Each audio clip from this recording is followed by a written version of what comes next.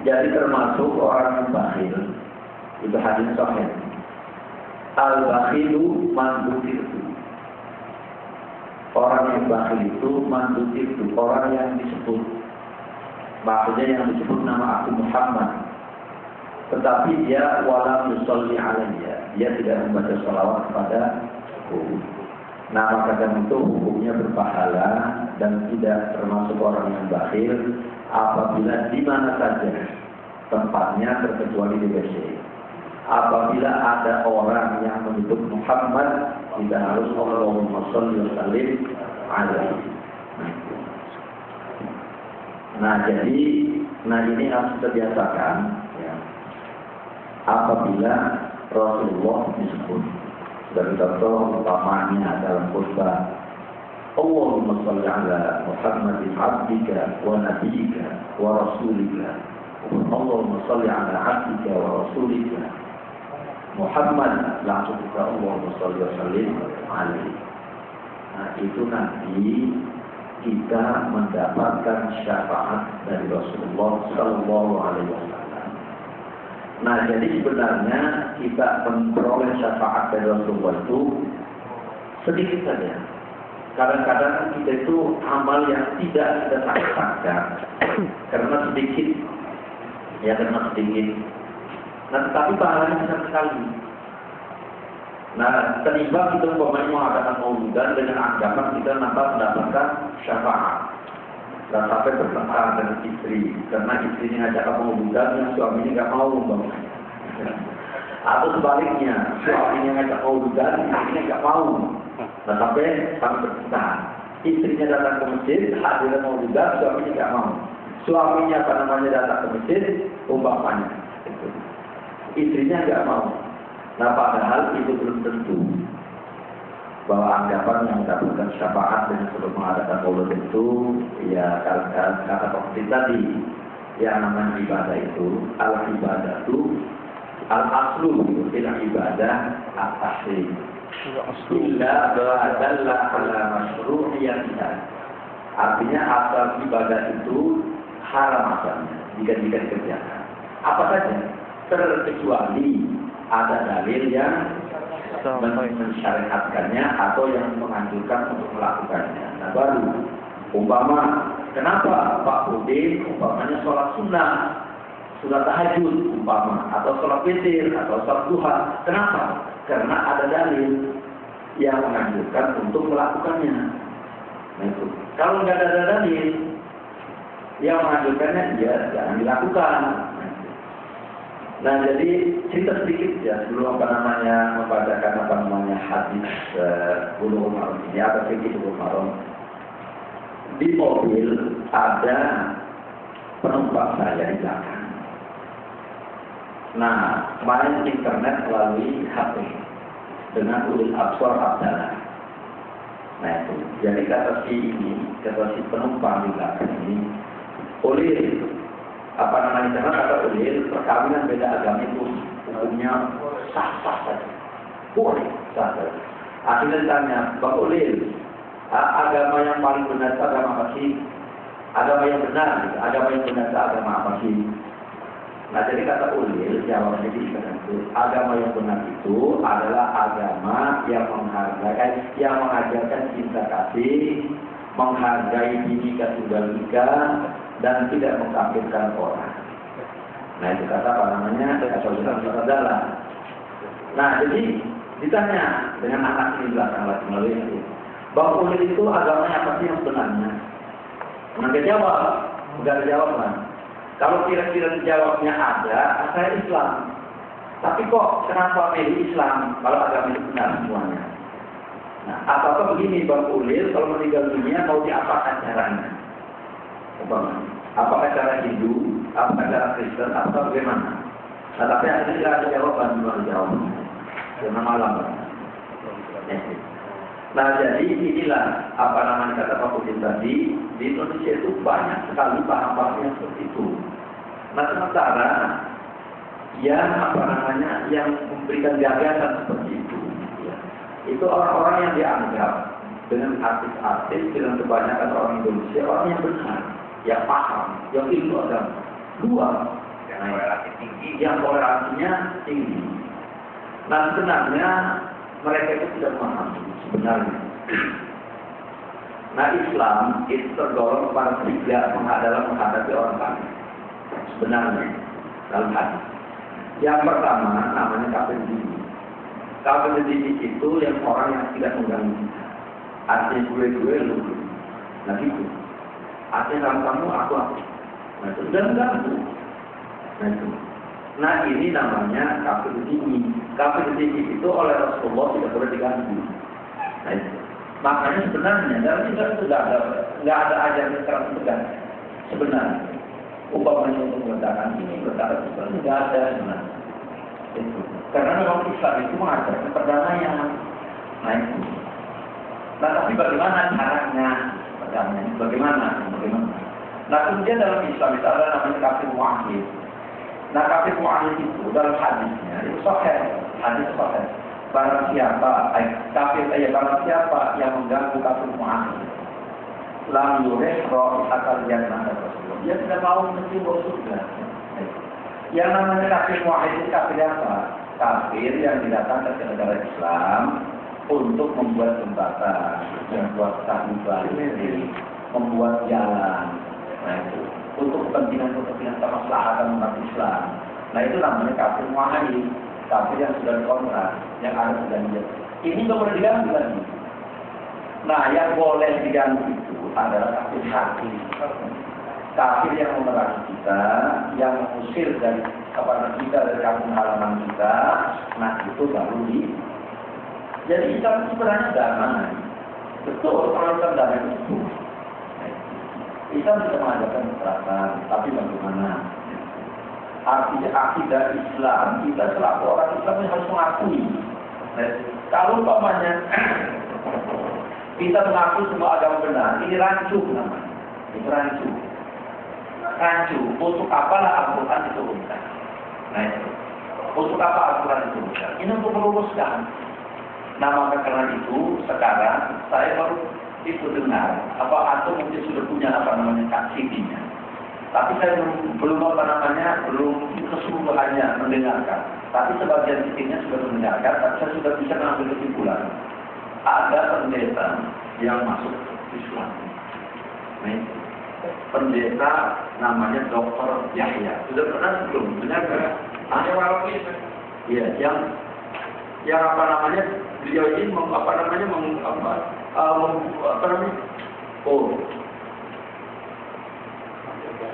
yang di Irian Jaya beliau. Iya, aslinya orang Manado. Nah dia masuk Islam bukan karena pengaruh dengan Islam, apalagi katanya terpengaruh dengan Indomie atau dengan enggak.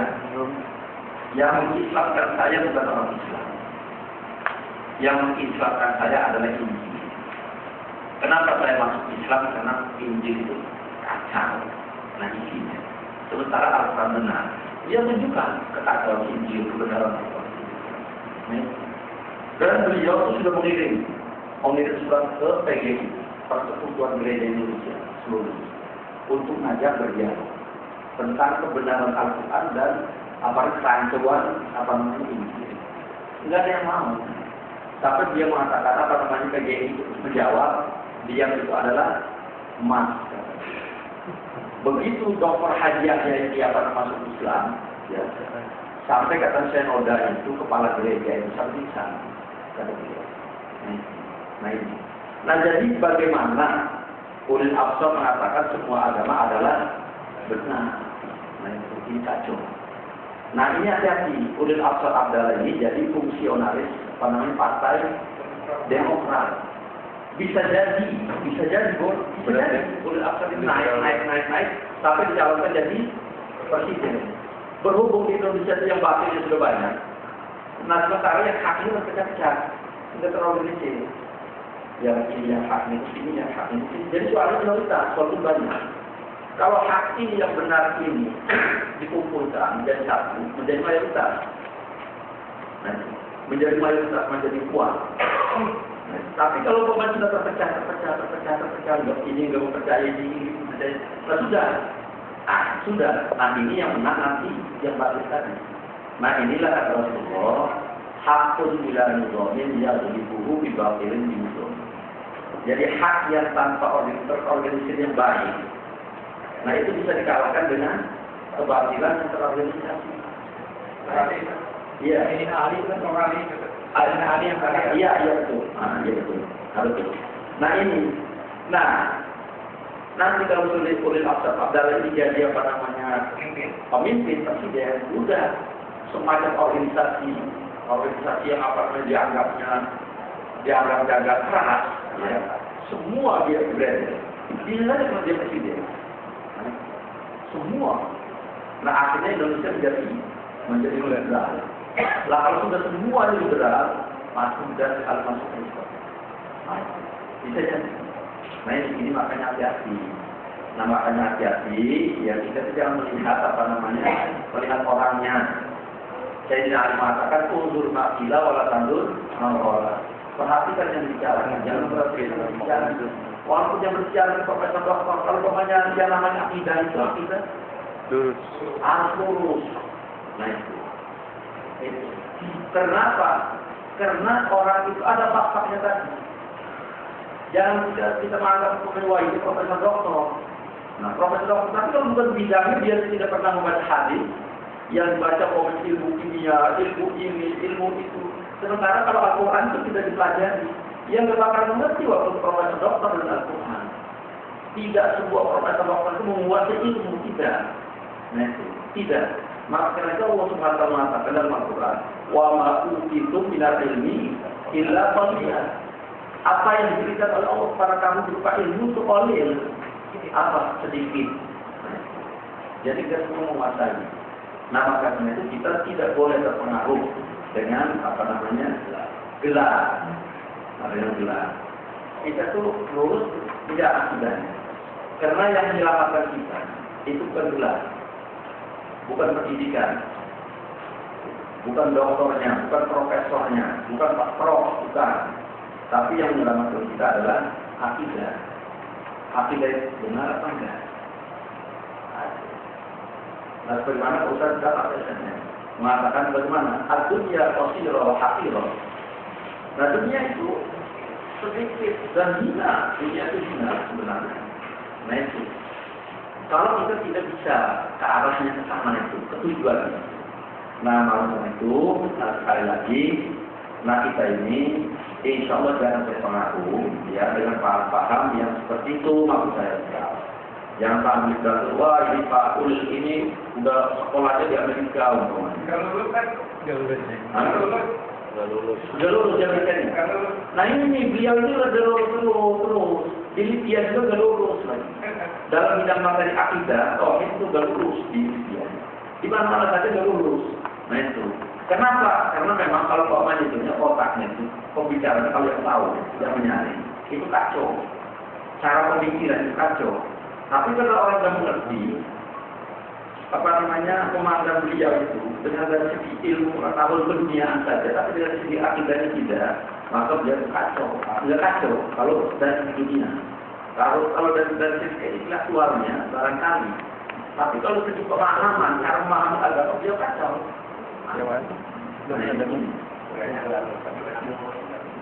Nah ini, nah kita teruskan, ya teruskan mengenai apa namanya fikih yang bab batalnya wudu itu kita sudah tutup, sudah selesai.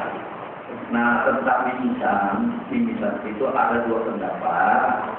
Ada yang mengatakan batal wudu, ada yang mengatakan tidak batal wudu. Tapi jumhur ulama banyak itu mengatakan keluar mimisan tidak punya wudu itu enggak batal wudu. Nah kemudian yang punya hadis Bulughul Maram, nah tolong buka di halaman 91. Nah saya bacakan Bismillahirrahmanirrahim. Bab qada'il hajati, bab etika buang hajat.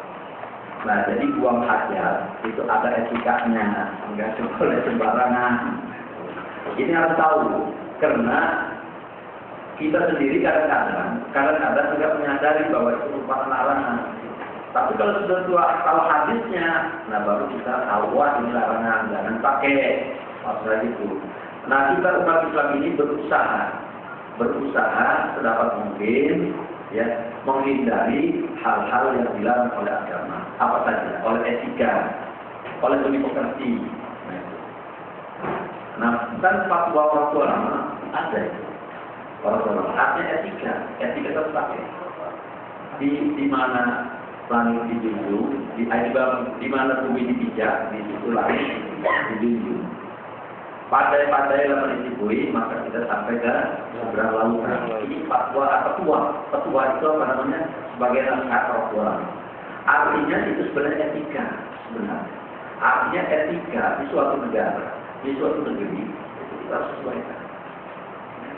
Umpama, contoh. Nah di sini itu tidak boleh berbicara antara laki-laki dengan perempuan. Meskipun itu pemerintah di Indonesia. Dan kita dibalas, umpamanya. Dibalas kita berbicara dengan perempuan. Akhirnya bagaimana? Polisi mencurigai umpamanya. Akhirnya tanya, ini siapa? Ini saudara saya. Mana juga kamu? Kata tersedia juga. Ini mana apa namanya keterangannya? Itu. Nah akhirnya kita gagal hukum, akhirnya kita bahaskan kegiatan. Kenapa? Etika tadi. Di sini nggak boleh etika satu aduk antara laki-laki dan perempuan. Nah sekarang Allah dihajat maksud saya. Bab Allah dihajat ini juga ada etika. Nah apabila etika ini dilanggar, tentu kita mendapat sanksi. Yang pertama, Allah hajat adalah merupakan ucapan untuk buang air besar dan buang air kecil. Ini bahasa halus sebenarnya. Qada'il hajat. Qada'il hajat itu maksudnya menyampaikan hajat kita. Nah, ini suatu kinayah, kata-kata sindiran atau kata ungkapan mengenai buang air, baik besar maupun kecil. Hadisnya An Anas bin Malik radhiyallahu anhu qala, dari Anas bin Malik semoga Allah memberikan keridhaan kepada beliau, beliau telah berkata, kana Rasulullah sallallahu alaihi wasallam idza dakhala al-khala'a wa qatamahu. Adalah Rasulullah sallallahu alaihi wasallam jika masuk sholat, masuk tempat sunyi atau sholat itu tempat sunyi, tapi maksudnya adalah WC. Beliau melepaskan cincinnya. Hadis ini diriwayatkan oleh Imam 4. Maksud Imam 4 itu adalah Abu Dawud, Nasa'i, Tirmidzi, Ibnu Majah. Jadi Abu Dawud, Nasa'i, Tirmidzi, Ibnu Majah. Ini namanya Imam 4. Nah, beliau ini yang ceritakan. Penjelasannya al-sholat dengan difathahkan huruf so dan memanjangkan huruf lam sholat. Pada asalnya kata ini disebutkan untuk sebuah tempat yang sunyi. Namun kemudian kata ini banyak dipakai sebagai ungkapan untuk tempat buang hajat. Disebut dengan nama itu karena tempat ini sunyi pada selain waktu-waktu untuk buang hajat. Atau karena seseorang bersunyi-sunyi di tempat itu. Nah itu arti sholat asalnya. Nah jadi khola artinya tempat bersuci. Karena tempat itu dipakai ketika buang hajat saja. Apabila tidak buang hajat, tempat itu tidak dipakai. Makanya disebutnya khola. Wadu'a khotamahu, karena pada cincin itu artinya wadu'a itu Rasulullah kalau masuk rumah atau masuk apa namanya WC, itu cincinnya dilepas.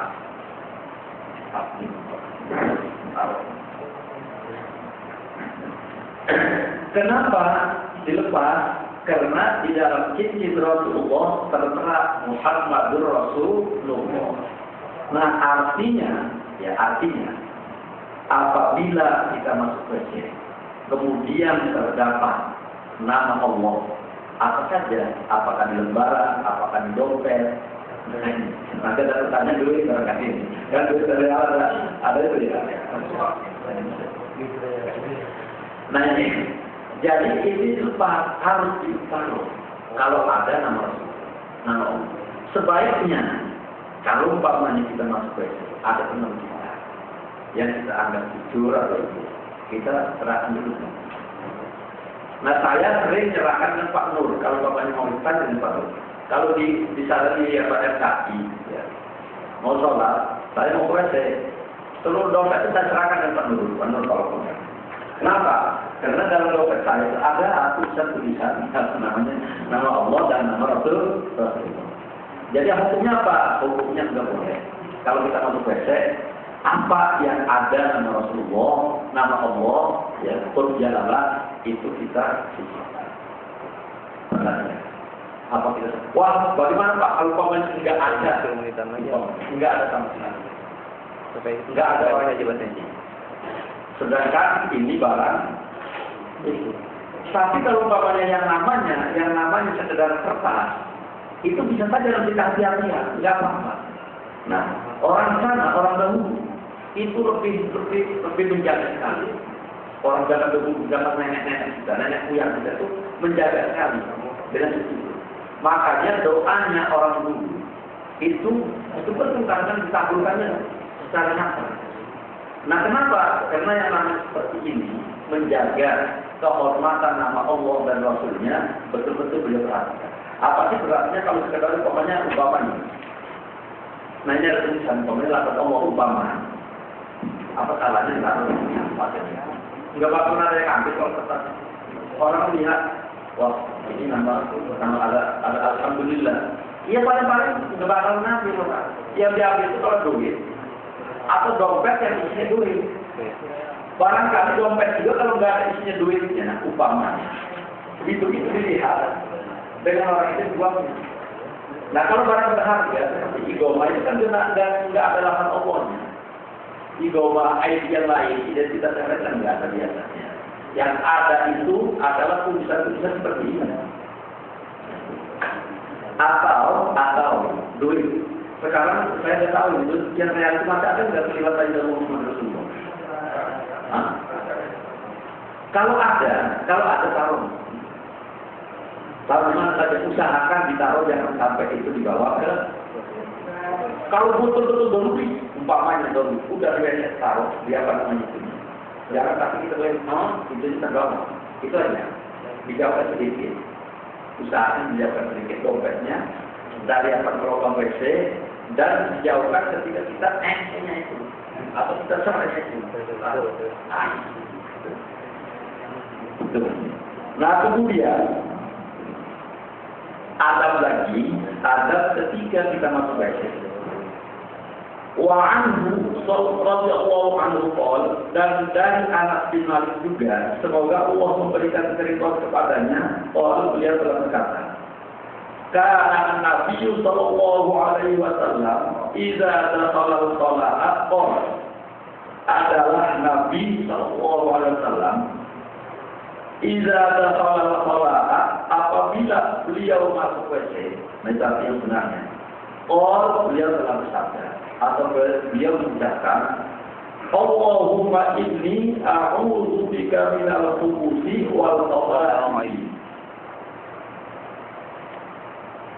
Artinya, Allahumma ya Allah, sesungguhnya aku berlindung kepada kamu dari khubuz dan khaba'ith.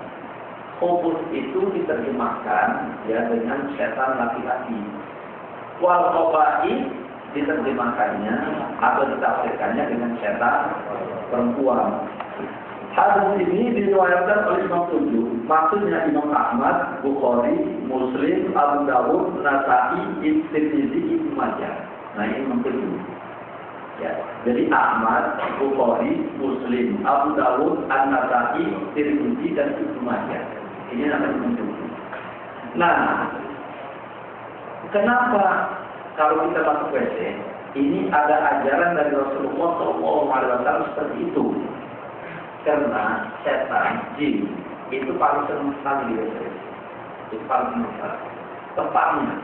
Jadi ibarat kita itu tempat kamarnya yang punya apa namanya, punya ranjang, punya apa namanya kasur, jadi paling senang sekali. Nah, jadi tempat jinnya. WC. Tong sampah yang besar itu atau tong sampah faktor-faktor. Nah, ketiganya rumah subuh, rumah subuh. Rumah yang tidak berpenghuni itu paling penting. Nah, maka karena itu perempuan-perempuan atau laki-laki kebanyakan terkena gangguan jin ketika di dalam WC.